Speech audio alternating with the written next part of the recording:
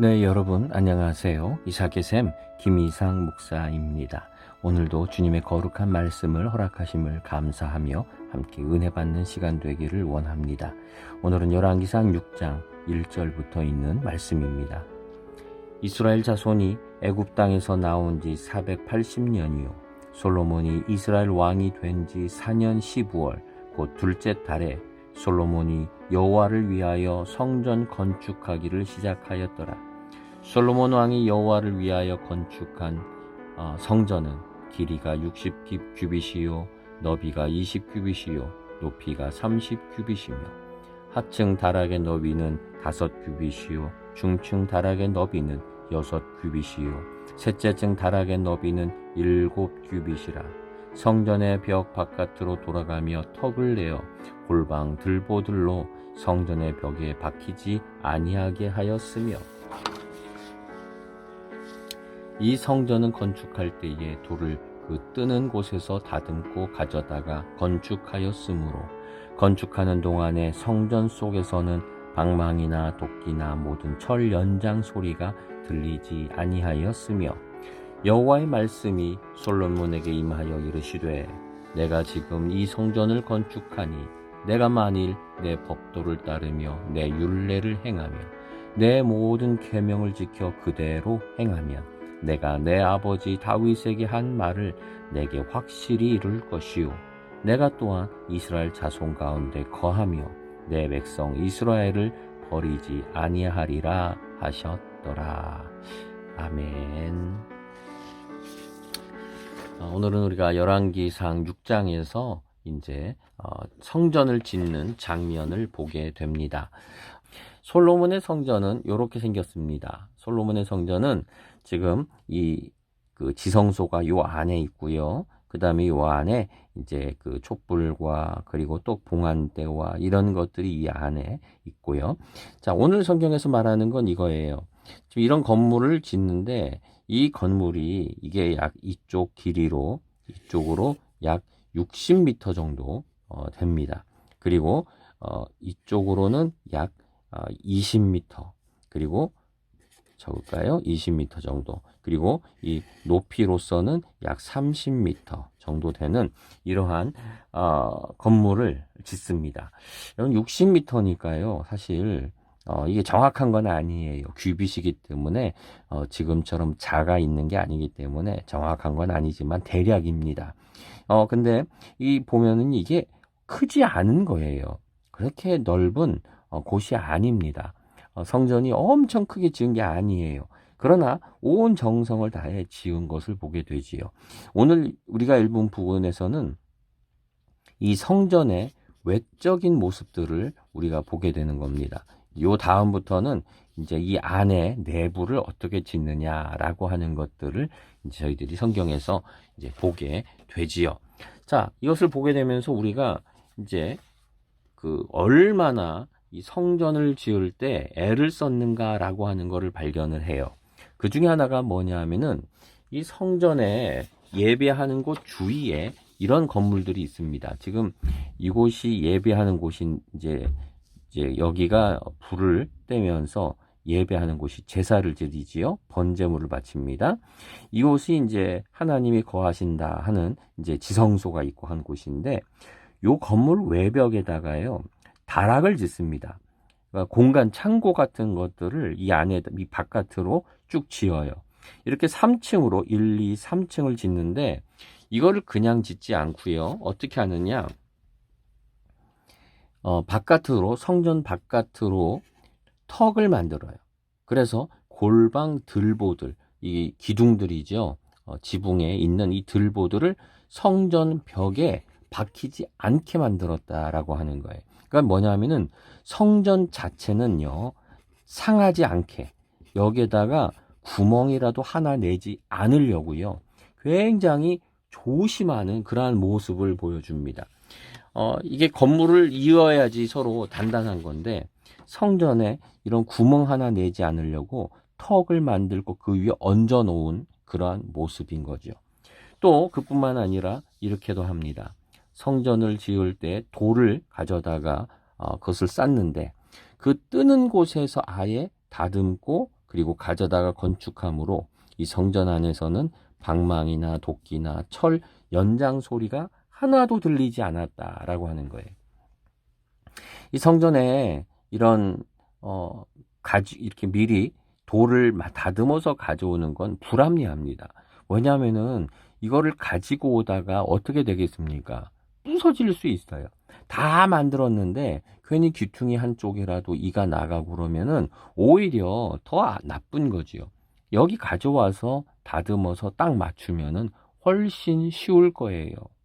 그런데 미리 다 다듬는다 그러면 얼마나 이게 번거롭습니까? 가져오다 부서질 수도 있고, 또 가져왔는데 사이즈가 안 맞으면 또 안 되는 거고, 이럴 수 있는데 굳이 이렇게 하고 있어요. 왜? 왜 이렇게 할까요? 바로 하나님을 경외하는 우리들의 모습을 보여주기 때문이에요. 우리가 좀 전에 읽었지만 구멍조차도 안 내려고 그래요. 왜요? 하나님을 경외하기 때문에 여기를 그냥 평범하게 만들지 않겠습니다라고 하는 참 깊은 마음이지요. 우리가 이 시대에 잊어버리고 있는 것 중에 하나가 이 경외하는 마음입니다.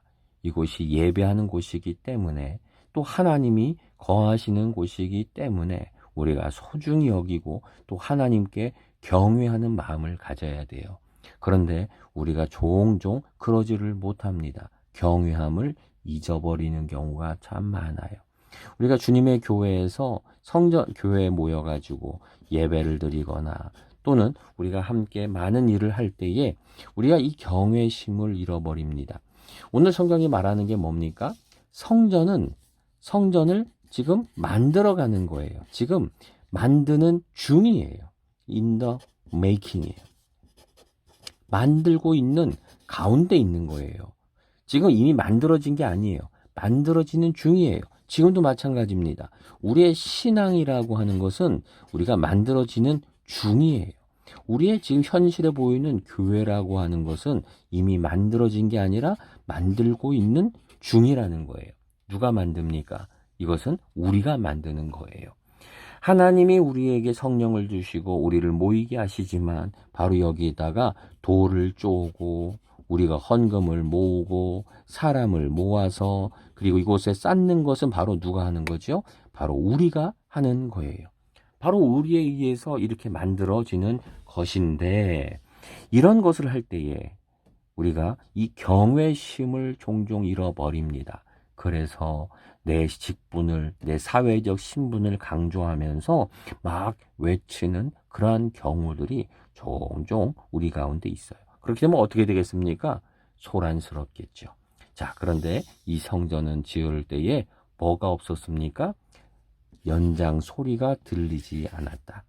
시끄러운 소리가 들리지 않았어요. 공사하면 당연히 시끄러워요. 근데 이런 소리까지도 들리지 않게 했다는 거. 이게 바로 경외하는 거예요. 하나님의 교회는 뭐가 없어야 됩니까? 바로 시끄러운 소리가 없어야 돼요. 있어야 하는 게 있고 없어야 하는 게 있어요. 있어야 하는 건 무엇입니까? 바로 이 경외하는 마음이에요. 하나님을 경외하는 마음. 없어야 하는 것은 무엇입니까? 바로 이 소리예요. 우리의 시끄러운 소리, 내 안의, 내 주장하는 소리, 내 경험의 소리, 이러한 소리는 없어야 하는 거예요. 여러분, 우리가 믿음 생활하며 여러분 이것이 구별되십니까? 없어야 하는 것이 없습니까? 여러분, 내 믿음 생활을, 내 믿음을 만들어가는 가운데서 여러분 없는 것과 있는 것이 분명하게 구별되십니까? 자, 그런데 더 중요한 게 있습니다.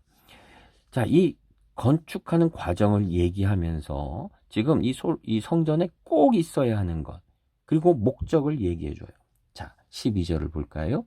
내가 지금 이 성전을 건축하니 내가 만일 내 법도를 따르며 내 율례를 행하며 내 모든 계명을 지켜 그대로 행하면 내가 내 아버지 다윗에게 한 말을 내게 확실히 이룰 것이요. 지금 뭐냐면 따르며 행하며 지키고 행하면, 이게 뭐예요?